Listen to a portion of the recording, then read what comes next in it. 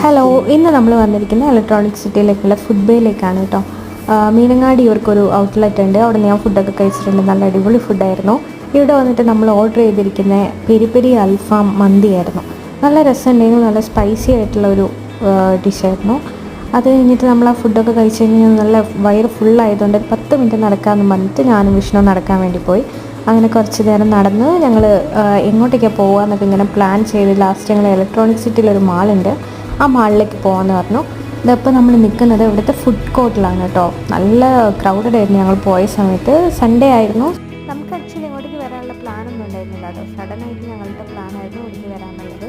പിന്നെ ഇവിടെ വന്ന് നമ്മളൊരു ഐസ്ക്രീമൊക്കെ കഴിച്ച് ജസ്റ്റ് അത് കൂടി തന്നെ നടന്നു. ഇവിടെ കുട്ടികൾക്ക് വേണ്ടിയിട്ട് കുറേ എൻ്റർടൈൻ ചെയ്യാനുള്ള കുറേ ഗെയിംസും കാര്യങ്ങളൊക്കെ ഉണ്ട്.